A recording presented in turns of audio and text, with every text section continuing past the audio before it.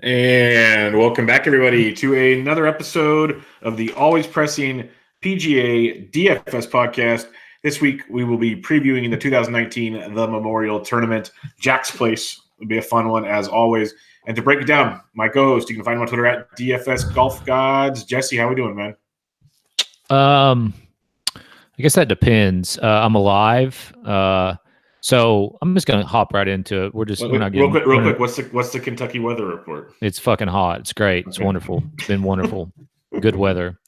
So I made 4 teams last week, and one of them was just kind of a random $5 team, just kind of throw it together because I was having some FOMO about one particular golfer, and so just threw that in the $5. Well, the other 3, I put in bunch of 3 maxes, had probably around $200 a piece on each one of them.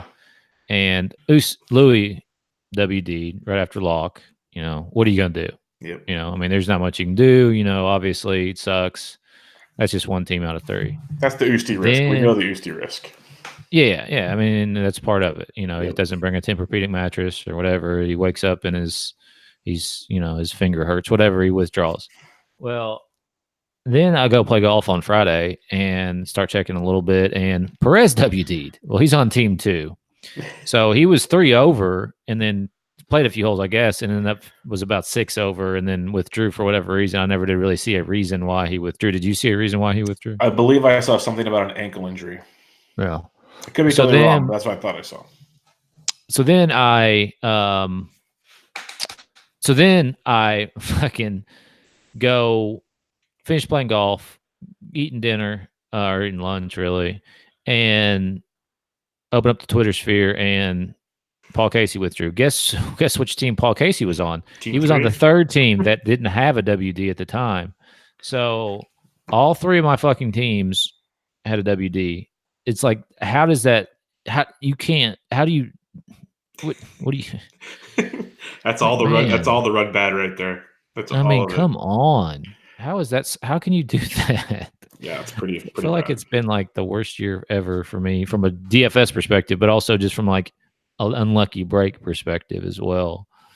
It's just, I'm not bitching about the WDs; they happen, whatever. But like, how do you get 3? Basically, 3 for 3. I know there was a couple of their guys with WD, but nobody was rostering those guys at all whatsoever. So they don't. I'm not really counting them. But anyway, that's how my week. How was your week? It was good. I had a 6 of 6. That it's been a trend now this year. Whenever I get a 6 of 6 or a really good 5 of 6, like really good 5 of 6, on the weekend at least half the team decides to no show. That's what happened this weekend. I had Kevin Na on the team. I had Sabs. I had Streelman, but Answer goes 5 over on Saturday, shoots even on Sunday. Molly does next to nothing over the weekend.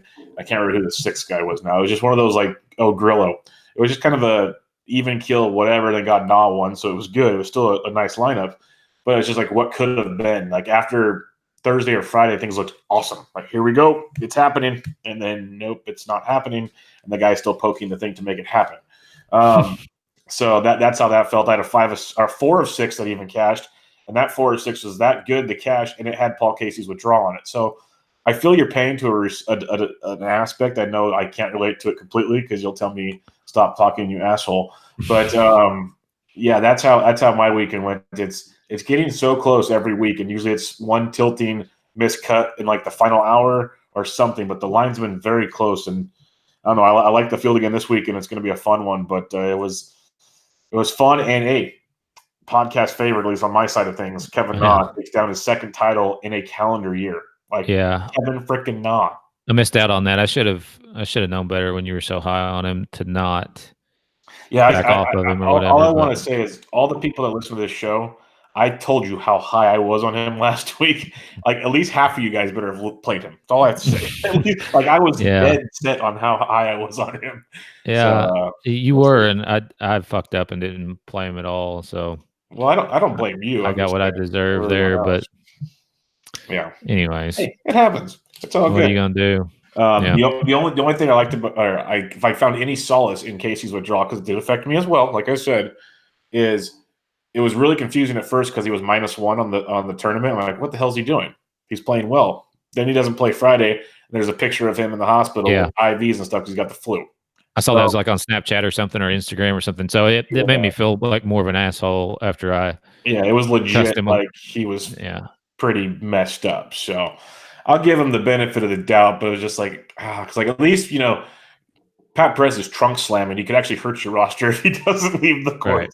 Right. Yeah, that was a tilting one to say the least, but you never know. Get better.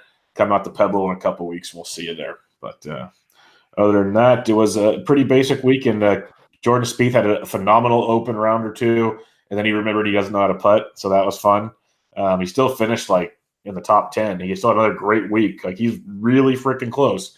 But the Jordan Spieth haters all over Twitter are having a field day with him. But other than that, Ricky missed a cut. Bryson played bad.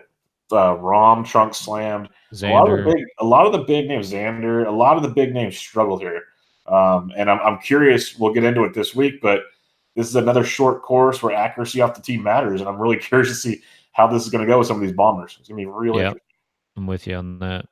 All right, let's get into the Memorial. It's a prestigious tournament. It's an invitational like last week, and it's Jack's tournament. So when you get an invitation from Jack, you pretty much don't say no. That's pretty much how it's going to go. It's going to be a star-studded field, as you would expect. Why don't you give us some past event history, Jesse? Yeah, so obviously you'll talk about Muirfield, the actual course they play on, but they've played on it a lot. Last year, Bryson DeChambeau won in a playoff over Ben On and Kyle Stanley. They all shot 15, and then obviously Bryson 15 under, and then Bryson won the tournament in the playoff. The year before that, Jason Duffner won this golf tournament by 3 shots. He was 13 under over Ricky Fowler and Rabon Lahiri. I think that was the week after Jason Duffner was a chalky miscut too, if I remember correctly.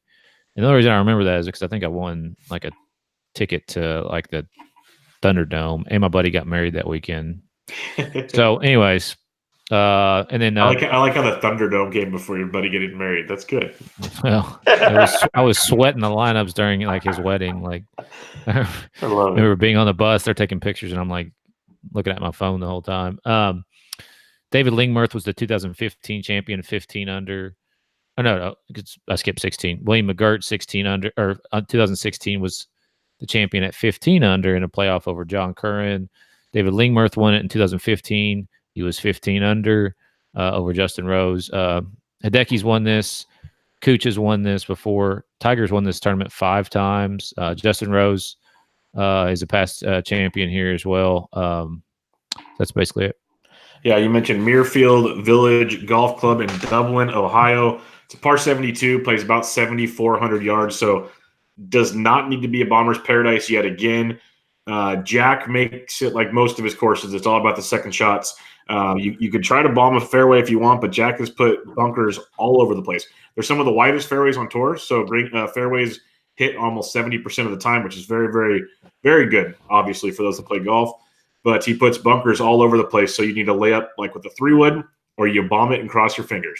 If you can bomb it, cross your fingers, and be successful, you have a nice little approach shot in. If not, you're going to have to rely on your long irons and better approach game, and that's where it becomes much more into play. You'll hear from a lot of the quotes you can read. It talks about it's a second shot course. You have to have good around the green game. Besides just the fairway bunkers, there's 73 total bunkers on the course, and a lot of those can be around the green and be very, very troublesome. So you have to have a very good around the green game, scrambling game, bunker game, however you want to put it. The greens are bent grass greens. They're rather small, kind of like last week, but they're faster than last week, and they undulate a lot more than last week. So they're very tough to putt on. Tiger loves this course, but he also, like all these guys, can have trouble from time to time putting on this course. So it'll be interesting to see how that all plays out. But there is water on 9 of the holes. You can avoid the water for the most part unless you get really crazy. Then it comes into play. But it's there just in case, just to screw you over some more. But all in all, shot makers, good off the tee. Approach game has to be strong. Good iron play. Like if you can hit a good 3-wood and hit like 175 to 200-yard irons pretty well, you should have some success here. So it'll be a fun week, very similar to last week and some of these others we talked about, Valspars and some of those other kind of touchy courses, except the one thing here, unlike the others, fairways are very large, and the rough, forgot to mention, the rough is very penal. It's very, very thick. It can be very difficult depending on year to year. So you want to be definitely be in the fairway, which is a good thing here. What key stats are you looking at, Jesse? Yeah, I mean, it's just a ball striker's paradise. So just looking at guys who basically are good from tee to green. I mean, that's kind of the way to go. Hitting fairways here is almost a must because the rough is usually up. And I know they had some rain up there today. We'll probably have some more this week, just because it is that time of year. A lot of thunderstorms in the area. And so the rough will get thick, and just got to have guys who can hit fairways and then hit greens, and then get lucky enough to get the guys who make the putts, and that's pretty much it. Yeah, putting is going to be key. As you know, it's so easy to predict good putting, but it will be key this week. You mentioned the possible storms. There's a lot of storms coming to the Midwest, as you know. I can't wait for your weather report next week. But there's a strong chance of storms on Thursday, and winds will get up to 15 miles an hour. A little bit less chance, but still some storms on Friday, and then threats of storms throughout the whole weekend. So this is going to be a rocky one. We'll know more of the waves kind of AM, PM, PM, AM, or whatever as we get closer to lock. Again, join us in the Fantasy DJ Slack chat for that. But it is going to be wet, and that's just going to make it even more important to find the fairways. On the bright side is it might slow down the greens and make it a little easier to putt. So kind of pick your poison there, but if you're not getting there in regulation, it don't matter. So let's talk a little Fanshare Sports. Again, if you want to join Fanshare Sports, get 25% off from now until the U.S. Open. If you sign up with promo code always press one word, all lowercase. Talking about guys coming in good form. Last 6 events when it comes to DraftKings scoring in this field. We said it's a loaded field. This will kind of give you ring your bell here. But Kuchar leads the way, averaging almost 99 points. You got Rory, Tiger, Justin Thomas, who still hasn't withdrawn yet. We'll have to keep an eye on that. And then 5th is Rory Sabatini. 6th, Kevin Na. You got Jordan Spieth, Sun Chun Kang at 8th, Cantlay, and Johnny Vegas coming in 10th. Very interesting looks there. If you look at the last 4 Memorial events, or all the way through 2015, through DraftKings, top scorers who've played in 2 or more of these events. Kyle Stanley's averaging over 106 DraftKings points in the 2 tournaments he's played here. Justin Rose, 105. Rory, 101. Cantlay, 95. Bryson. David Lingmer's played all 4 events. He's averaging over 93 DraftKings points. And Benny Ann's averaging over 93. So a lot of good course history here. You mentioned they played it a lot of times here. So something to keep in mind. If you're looking for Bermuda grass putters in this field, DraftKings-wise, JT, Rose, Woods, Cooch, Kisner, Fowler, the top 5 in that respect. And last but not least, before I just drag on and on and on here, guys coming in good current form and has really good course history is Justin Rose, Rory, Cantlay, Peter Uihlein plays really well here. Matt Kuchar, Kiradek, your boy, is ticking both boxes. Finau and Streelman. I'll leave it at that. There's many more. There's actually quite a bit for once in current form and course history here. So going to be a fun week. Again, about 120 golfer field, T70 and ties, so 6 to 6. We said it last week, should be more popular, but still like 3 or 4% of the field had 6 or 6s last week, mainly because of Casey. He's like 31% owned. But yeah, and then Rahm, and then Ricky. Yeah, so some of the big boys missed. That happens again this week. It's going to get fun. And before we start, I meant to do it earlier. Shout out to our boy Kevin at Kevin's Delight on Twitter. Absolutely crushed it this week. Put one lineup in the $5 single entry. Both of the $5 single entries. No, they were not single entries. Those were the big $5 GPPs. There you go. One of them was 100,000 the first. The other one I think was maybe 25, 30, 40,000 the first. And he crushed it. What did he come out with, like 11 or 12,000? No, he won. He turned $10 into 17,500. 17. There you go. Sorry, that's why you're here, Jesse, just to continually correct me from everything I did wrong. The motherfucker put in the 2 biggest GPPs. I think he won one. Maybe it was like 10K to first, and he won it, and then finished like top 5 or whatever in the biggest one. I don't know. Anyways, he won. It turned $10 into 17,000. Yeah, he told us in our little chat that he was busy this week, didn't have any time, so he made one lineup and threw it into 2 tournaments. Yeah, I mean, we all fucked up and didn't let junkies run either. I mean, that was a huge mess up. Apologize about that. We kind of got lax on it. It'd been filling, haven't had any issues this year on it filling. So we'll stay on top of that. But yeah, he mentioned that he won the Woods GC Cup or whatever. So he's doing pretty well in it too. He's 2nd or 3rd or something. Yep, he's crushing it. So congrats to Kevin. 3rd. Hopefully we'll have him back on here sooner than later, and he can drop some knowledge and help people win money and go from there. But let's do this week's, Jesse. Let's get into DraftKings. We got 5 guys over $10,000. We got Rory at 11.5, LT Gray at 11.2, Justin Rose at 10.8, Fowler at 10.6, Cantlay at 10.2. You can make cases for all these guys. When I took my notes, I wrote all 5 down going, well, I can't take all 5. So I got to start breaking it down some more. But where are you looking at on this one? Yeah, you can definitely. I mean, the only guy like that I have huge questions about is Tiger. And that's just because, obviously he's won this tournament 5 times, but the last time was in 2012. Last year he finished 23rd here. And he's coming off the terrible performance at the PGA Championship. It seems like if you get Tiger on a course where he can't just hit it everywhere off the tee, he struggles a bit, and so that worries me with him here. I feel like Justin Rose might be a pretty good GPP play. Probably is a pretty good GPP play. 6th last year here. He was 2nd in 2015, miscut, then 8th, miscut, 1st. So like he's either top 10ing or missing the cut here. Don't mind him. Ricky, not a huge fan. Really the 2 guys that I have checked are Rory and Patrick Cantlay. Everybody who listens regularly knows my love for Rory. 2 straight top 10s here from 18 and 16. And then, the dude just he had a bad PGA Championship, but he finished 8th there. His worst finish this year is at the Masters, is 21st. It's just wild how good and consistent he's playing. Now, of course, at 11.5, you really want him to win. And can he win? I most certainly think so. And I hope that he's lower owned. So that'll be my angle with him. And then Cantlay, man, that's a huge price bump for him. I saw some odds on him when they first came out and was very surprised how much the books like him. But I can see why with his recent play, third, and 9th in his last 3 starts, hasn't finished outside the top 15 when he's made the cut this year. Or this calendar year anyways. Just have 2 missed cuts in there, but I don't know if people will see that 10-2 and back off or not. That'll be interesting to see how highly touted he is, but he's been hitting the ball really, really well. Yeah, I echo your Rory sentiments. He's got to win. That's the thing. At 11.5, he's got to win, and he could definitely do it. So I don't mind him at all, but for me, it's a combination of either Justin Rose at 10.8, like you said, it's all or nothing with him here. And he's kind of been just a weird case of late on how he's playing. T58 last week, T29 the week before, was in a 3rd at Wells Fargo. It's really interesting to see how he plays, but he does love this course. Great course history here. So at 10.8, I can get on board there.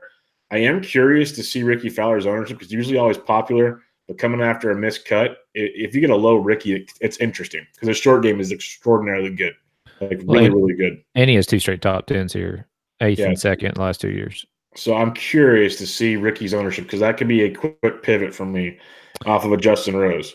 The guy I like a lot, though, you were just talking about is Patrick Cantlay. I know the price bump is there. Hopefully that lowers his ownership, but you can't beat the recent form. And he has got outstanding course history here. He's played really well at this golf course. I really, really like Cantlay at 10-2. I think he's a solid play.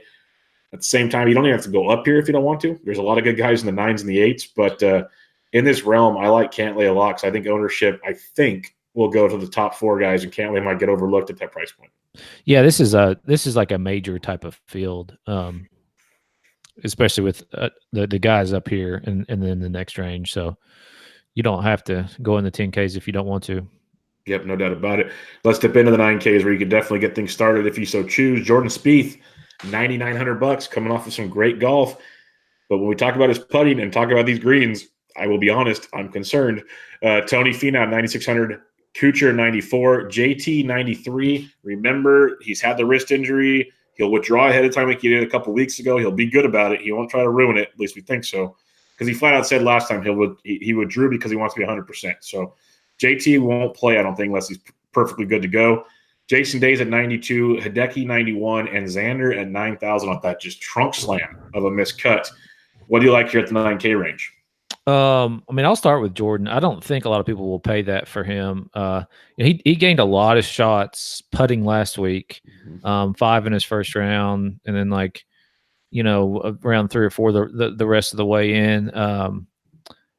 And so at 9,900, I feel like eventually the rest of the game is going to come around, and he's not going to have to lean on it so much. And if people, continue to not play him, I mean, he was 13% owned on average there. It looked like at Charles Schwab last week, he was 4% the PGA Championship. He's just not been getting the buzz and the hype. So at 9,900, I don't mind him for GPPs at all. Kuchar is one of like my favorite plays, period.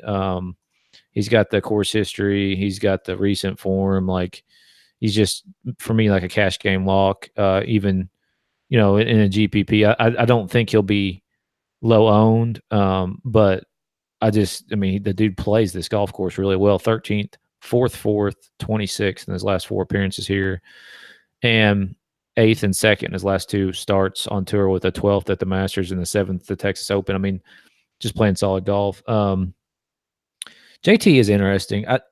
I will play him most likely, and just hope that most people are afraid of a WD, or are afraid that he's not 100% healthy. 8th and 4th in the last 2 years at this golf course, and obviously hasn't played since the Masters when he finished 12th, but just basically taking some time off to heal that wrist. One guy who will get a lot of buzz, and his price is what you would really think of being low, is Jason Day. I think he's a member here. If not, I know he lives in the Columbus area. He's in the area. And so that's like something that will get spun up as it does every year, but it's just never really translated to him finishing well at this tournament. I mean, 44th, 15th, 27th the last 3 years, and he had a miscut in 2015, another miscut in 2012. I mean, best finish is 15th since 2012. I don't know how much I like him, especially if he's going to be popular. I will not play him. And then Hideki, man, I mean, fuck, what do you do with him? I mean, the guy makes just about every damn cut. I mean, at 9,100, he's making every cut. So, and he's a past champion here. He finished 13th here last year. I don't mind him a bit. I mean, the plays for me for sure are Kuchar 100%. I like Spieth, and then JT for GPPs. Kuchar anywhere and everywhere. Yeah, Spieth will be interesting. I'm with you there. Like, watching the little bit I did get to watch on Friday, I saw the stat. He made 158 feet worth of putts on Thursday, and through 12, he had 126 feet worth of putts. Yeah, he made a shit ton of putts. Yeah. All the announcers were great. They're like, yeah, he's putting great, but it also tells you he's not close to the hole. So that approach game isn't as ideal as you would hope it would be.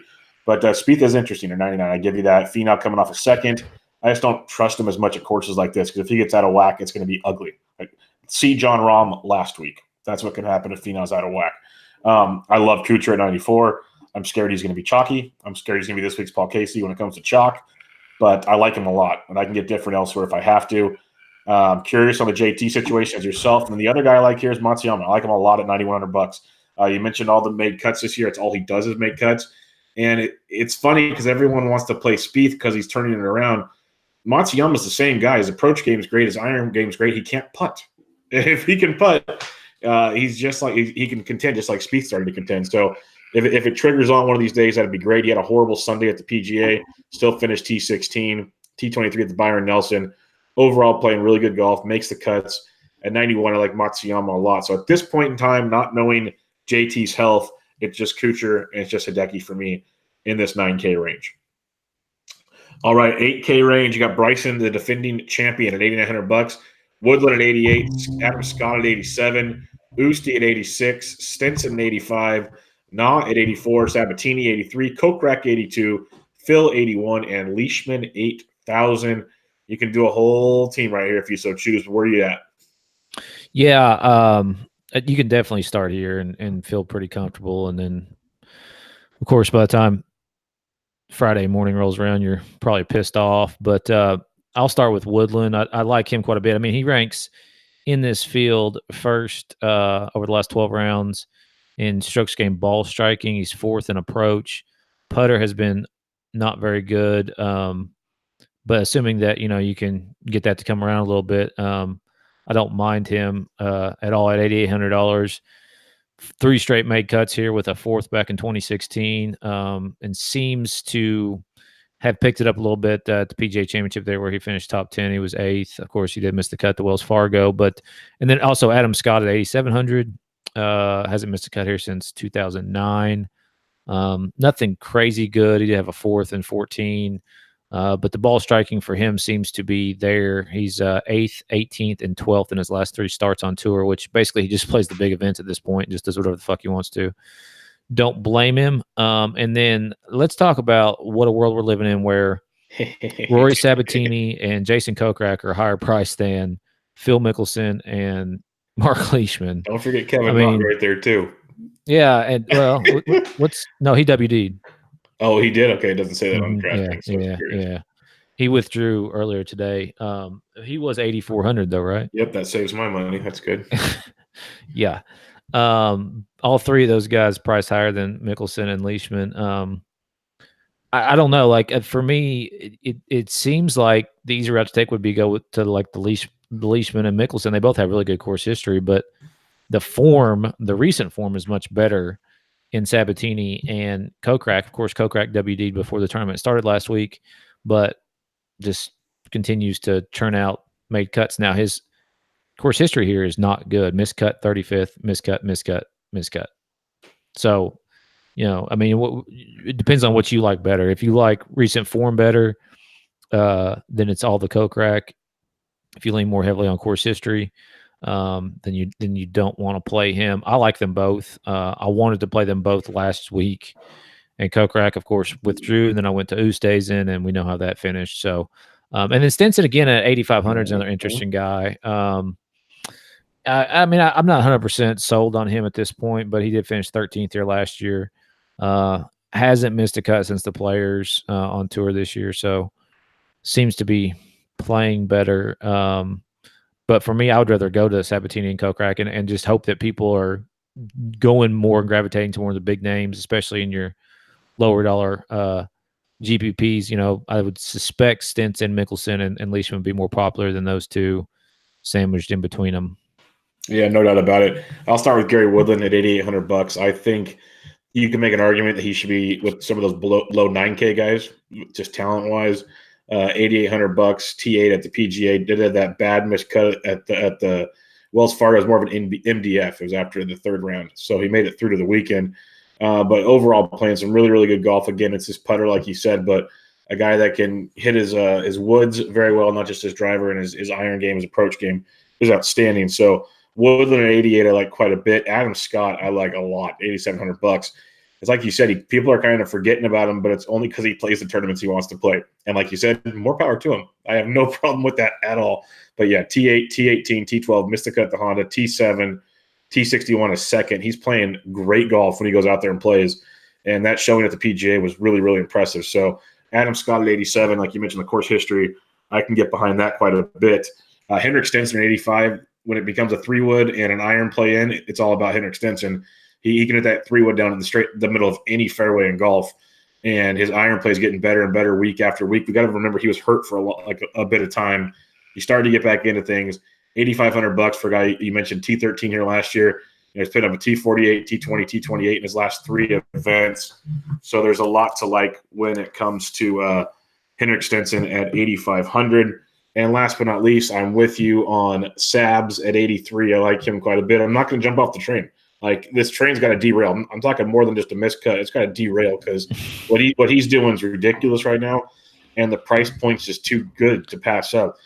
Maybe I'm just a fish, but I've been a fish that's rode this train for about 2.5 to 3 months now. So I'll just keep riding that train at $8,300. The ball striking is exquisite right now. And last week, I don't have the exact stats in front of me, but just kind of watching it on the app, it seemed like he just struggled putting. Like, he had so many chances to do things, and he was missing putts. He had 11 bogeys and 17 pars, but he played really, really well. He doesn't make the big holes very much. Like, if you look at his last 5 tournaments, he only has 2 doubles, and that was in 1 tournament at the Wells Fargo. He doesn't have those blow-up holes that are going to crush you. So Sabs at 83, I like quite a bit. So it's Woodland, Scott, Stenson, and Sabs in the 8K range for me. All right, Jesse, 7,500 and above. Who are you looking at? Yeah, there's a lot to like down here too. Grillo, 7,900 is playable. 3 straight made cuts at this golf tournament and hasn't missed a cut since the Honda Classic back in March on tour. Just kind of seems to be right around the 25 to 30 mark, basically in finishing position there. So don't mind him at 7,800. I mean, 7,900. Lucas Glover at 78. Hasn't missed a cut here since 2013. Finishes aren't that great. But, I mean, I feel like Lucas Glover can just about top 10 anytime. I mean, he's not had a whole lot of success around here. So if you don't play him, I totally understand why. But the other guy would be Kyle Stanley. My only problem with Kyle Stanley is he going to be popular with after the second place last year, the sixth place the year before, and he did miss the cut at the PGA Championship. Not a huge deal. Finished 8th at the Wells Fargo Championship. So be interesting with him. Tyrell Hatton. I used to love playing Tyrell, and it's just his game is so up and down. It seems like he's kind of more on the up now. Never played here, but is coming off the 8th place finish last week. So he's interesting. And then last but not least, Jim Furyk again, man. I know we talked about him last week. Obviously didn't have the finish that everybody would have liked who played him. He shot 73 on Sunday and fell back to 13th place. But looking at course history stats that I look at week in and week out which was one of the reasons why I was on him last week. He actually is pretty good at this golf course, even though that hasn't really translated to good finishes for him. He does have 2 straight missed cuts here the last 2 years, but he did finish 5th here in 2015. I feel like he's playing better golf this year than he has the last couple. So I'll go back to Furyk again this week and hope most people don't. Yeah, for me, I'll start back with Grillo. I was big on him last week, or Grillo, I should say. Played really, really well. T19 last week, T23 the week before. Like you said, he's just consistently finishing in that kind of mid-range and playing really, really good golf. So good ball striker, good iron player at 7,900. I have no problem with Emiliano. Stanley is interesting, great course history. And again, if he's on, he's one of the better iron players in the game, so he fits courses like this great. Missing the cut at the PGA doesn't surprise me, and we kind of already mentioned we're not going to really take that week with a grain of salt. Like if you played really well, it'll stand out. But if you miss the cut, that's a tough one. But T8 at the Wells, a T21 at the Masters, that stood out to me quite a bit there for Kyle Stanley. So $7,800, I'm with you. If he's chalky though, I want nothing to do with the chalky Kyle Stanley, nothing at all. So I'd definitely pivot to Grillo right above him. But Grillo, Stanley, Sun King is interesting. Hasn't played since the PGA. He won the Byron Nelson the week before, played really well at the PGA. He was coming in and,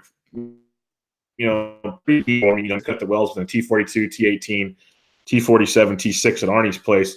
So a lot to like there at 7,700 if you want to jump back on the Kang train. Couple others, I do like Jim Furyk quite a bit. Like you said, a guy that strikes the ball like he doesn't have to bomb it out there. These are the courses that play him well at 75. You'll get him at low ownership. And the other guy is Haotong Lee. I know I mentioned him a lot, but he's been raving about how much he likes this course. And it's something I've mentioned on previous podcasts when I read a bunch of quotes. And Kevin Na, last week, I'm not on Lee the way I was on Na last week, not by any means, but I kept reading over and over again how much Na loved playing that golf course. There's a lot to be said about loving a golf course and how it fits your eyes. And Lee likes it a lot. And he's a really good iron player. So if he can get off the tee, and that's a sketchy part with Lee at times, if he can get off the tee, he can be a very interesting play at 7,500 at next to no ownership probably. But for me, it's Grillo, it's Stanley depending on the ownership, Kang, Haotong Lee, and Furyk at 7,500 and above. Where are you looking at 7,400 and below? Yeah, start with Duffner and Streelman. Duffner for the same reason that I talked about Furyk. He just in some of the course history stats I look at, standing out. And most people, I mean, obviously he was the winner here in 2017, like I talked about before. He did miss the cut here last year, so hopefully people will see the miscut and kind of back away. But Streelman, another guy, made 4 straight cuts at this golf tournament. And he had 3 straight top 20s before last year, where he finished 44th, coming off of the 31st finish there last week, and then 45th at the Wells Fargo. So he's playing pretty well. Ryan Moore, another guy, course history, just he's not missed it. Well, he's missed 1 cut here since 2012. That was in 2017. He finished 13th here last year. Recent form leaves a little bit to be desired, but I'm just hoping that the course can kind of override that a little bit. Russell Knox, another guy who I like from a course history perspective, hasn't really translated into the finishing position that we would necessarily like, but playing pretty well. Finished 8th last week. Did miss the cut of the PGA Championship again. Not a huge deal. A lot of people did. So, and then Hadwin again at $7,100. I think he's fine too. One of my favorite plays though is Joel Dahman at $7,000. Never played here, and was just absolutely saddled with the chalk last week for a guy. He's never done it was well like on chalk. 12% owned. He's never done Yeah. well on chalk. Yeah. I mean, so I think you can go back to him this week. He's hitting the ball really well. Like if you look at his ball striking stats and his approach stats, he's actually hitting the ball really well. Now, can that translate into a good finish at this golf course? That's the question. He's never played it. So, I mean, take that for what it's worth. But I feel like going back to the chalky miscuts down here at lower ownership is usually the way that I like to look at things, and he was one. So there's a reason why a lot of people were on him last week, and then they won't go back this week, so you can get him at lower ownership and significantly less money too. He's $1,200 less than he was last week. There you go. Yeah, I'll be on the Duff Daddy at 7,400. He was. I found out last week by watching the show. Somehow I did not know this before. It could be me missing something or just the bad reporting that we've been getting around golf. That Duff Daddy's been using some new irons the last month, and he's starting to get comfortable with them, and it shows in his iron play. So $7,400 was something that stood out to me this week on a guy that's coming in with good course history at this golf course. Streelman was on him last week. I love him on courses like this. Really good look here. He's made four straight cuts with 2 sixes, a 45th and a 31st. So Streelman at 74 is in play. He had a lot of chances to go really low. He just really never got it. It was like par. It was bogey, birdie, bogey, birdie. He just couldn't really string the consecutive goodness together is the way I'll put it. But good stuff there with Streels at 74. A couple others. I'll go back to Answer. I hope he goes super overlooked after just the weekend of just destruction. He's 2 under, then he goes 2 over on Friday to be even, shoots 5 over on Saturday, even on Sunday. So he never really got it going. He had 3 doubles. That's what crushed him overall. But still, T58, he had T16 the week before at the PGA at $7,200. I have no problem going back to Abraham Answer. And then Russell Knox, iron ball striker extraordinaire at 71. I'll be up on that train. That was a big piece of Kevin's winnings was Russell Knox coming back with a nice Sunday there. So I like Knox at 71 as well as another piece of the pie. So for me, it would be Duffner, Streelman, Answer, and Knox for now in that 7,400 and below range. All right, 6K is actually a handful of stuff I don't mind here. What do you like here? Yeah, I'm not a huge fan of this range, but I'll start with at $6,900 Gooch. Talked about him. I think I talked about him last week. Anyways, he finished 29th. Had a good little Sunday. He shot 3 under. So I don't mind going back to him at 6,900. And then Juiced Luton continues just to stand out on the Labs model. Obviously a Euro Tour guy mostly. He did make the cut at the PGA Championship. Finished 64th, but just he rates highly on the model. So those would be the 2 guys down here for me. All right. I don't mind Corey Connors. He's a putting mistake, but iron plays really, really well. So $6,900 for Connors could be interesting. Same with Danny Lee at 69, another good iron player that played well last week. He didn't really go big at all, but he was kind of steadily got it done. So $6,900. I like both of those kind of guys. Couple others I don't mind. You look at the likes like a Matt Every coming in really good form at $6,800. Last week he finished T17 the week before with Byron Nelson, or 2 weeks before T2nd. So you can take a look at him at 6,800.